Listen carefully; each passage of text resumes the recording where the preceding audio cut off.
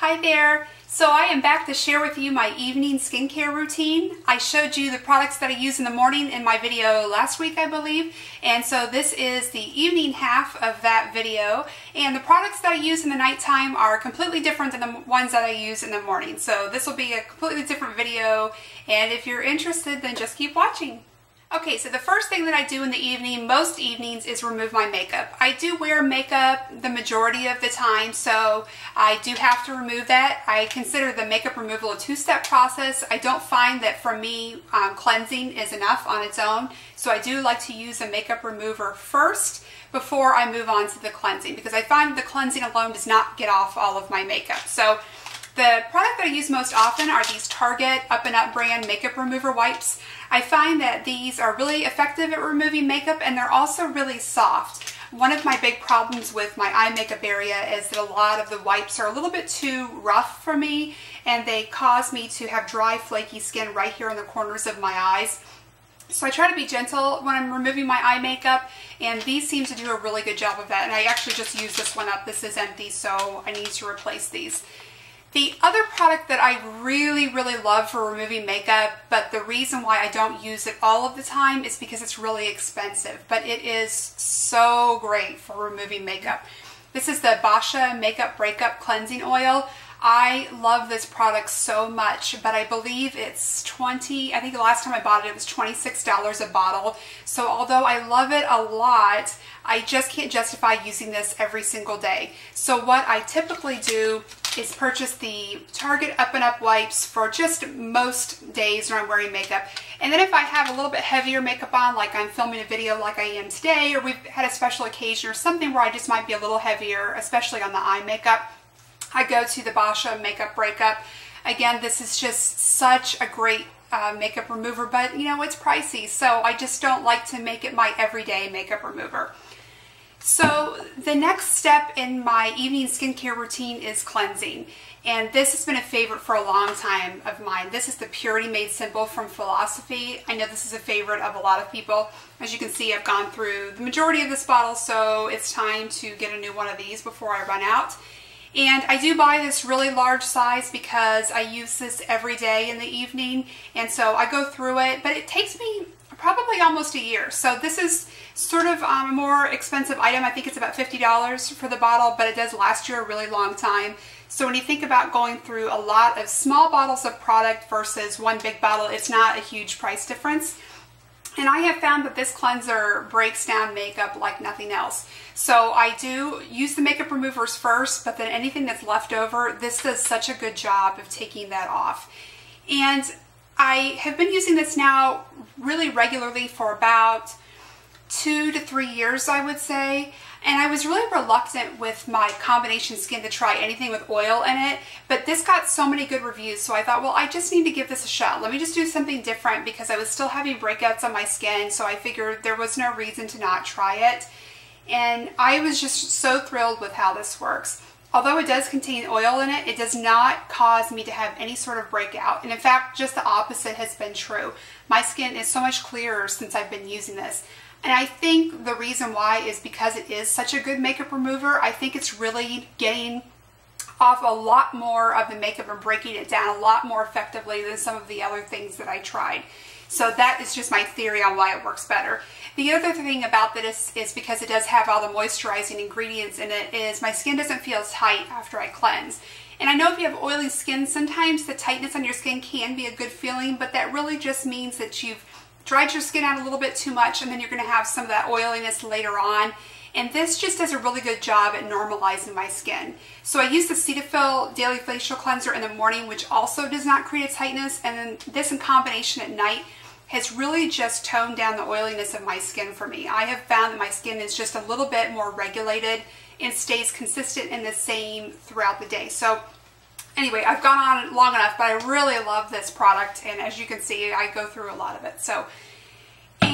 So the other part of my cleansing routine is the Clarisonic face brush. This is the Clarisonic Mia, and no, don't adjust your computer screen. This is not some special edition two-tone version they came out with. This is just what happened to mine because it was sitting in the window of my shower for a very long time.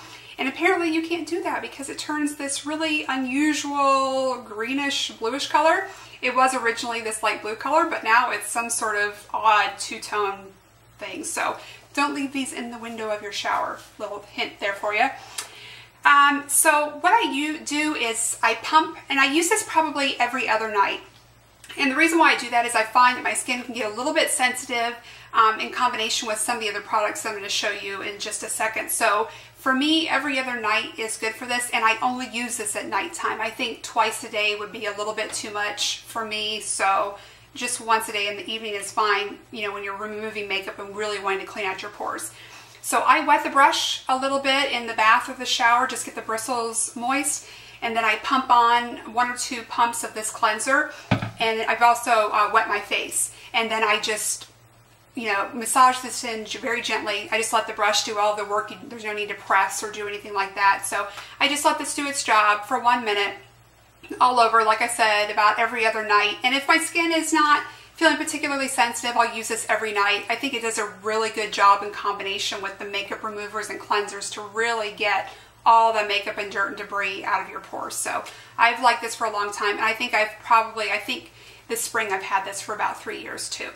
And I know it's really ugly looking, but I can't really justify replacing it because it still works really well. So I do replace the brush heads, but as long as it keeps going, I probably won't get a new one because I'm cheap that way. So, and then the next step that I go on to in my evening skincare routine is moisturizer. And I use a couple of different things. I think I keep saying this, but I've been doing all these things for about 3 years now, so I don't know why that's the magic number, but 3 years ago, actually it was in May, I started using this Poetry and Lotion. It is a retinol cream, an over-the-counter version, and at the time it was one of the strongest retinol creams that you could get over the counter. It contains 1% retinol, and I just felt like, you know, I was in my early 30s and I thought it was really time to start doing that. I was noticing some hyperpigmentation in my face, especially right here, underneath my eyes, on my forehead. And so I decided it was probably time to start trying to do something to fight against that and not let it get any worse. Now, this is a product that, you know, some people can tolerate, some people can't. And I decided to go this over-the-counter route first so that my skin could adjust and get used to the retinol a little bit before I moved on to a stronger product. And I have really loved this. It has some moisturizing ingredients in it that make it a little bit more gentle for skin. So this has been wonderful for me, but not to say that it didn't cause a little bit of irritation in the beginning, because it really did until I got used to it. But that probably only lasted about 4 to 6 weeks. In the beginning, I used it, I think, just twice a week. I was really started slowly off with this product, which is something that they do recommend. And I got very flaky, especially right here around my mouth. For some reason, that area seems to get drier on me. And if you get it too close to your eyes, it will still cause flakiness. So I just try to stay out of, you know, the eye area. I keep it from here and down. But I use this probably 5 nights a week. And I wouldn't say that I do it specifically every other night, but if I just notice that I'm getting a little bit dried out or irritated, I will just back off of this for a night and then go right back to it. My skin's gotten so used to the retinol that it really just doesn't affect me anymore. I just might notice slight irritation, you know, here in this area where I, you know, typically get dry. So really love this. Again, it's the Dermadoctor Poetry and Lotion. Really good product. And actually, I should mention that I'm thinking about going to a prescription retinol. I think it's time. I'm noticing a few spots coming up on my face, like over here, where I get a lot of sun exposure, and I'm thinking that it might be time to go to the next level and get something prescription that might be a little bit stronger.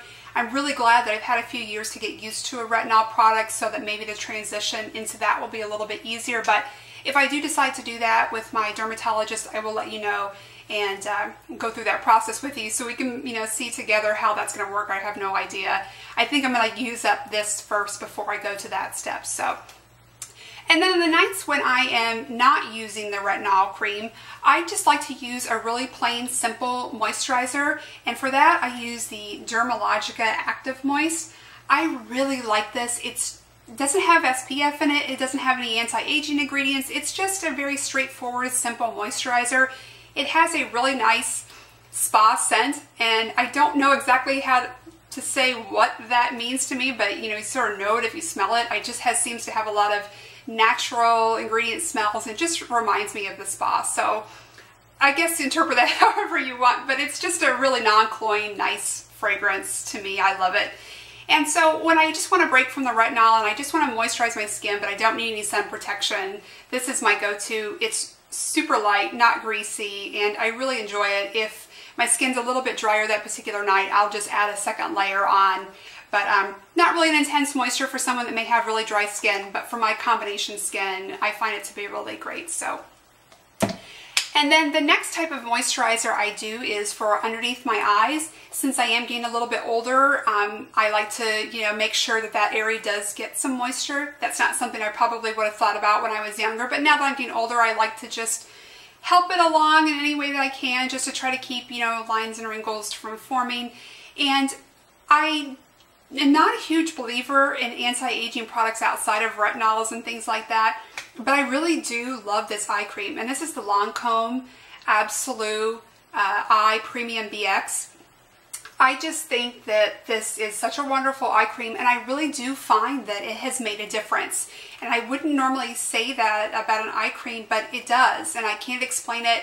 I just noticed that I got this in a free gift a couple of years ago, and then I started using it regularly. I think this is another gift with purchase size. It lasts a really long time. You can see this one. I've been using this for months now because it doesn't take a lot. I just put a little bit on my pinky finger here, not too much. Just pat this in gently under my eye.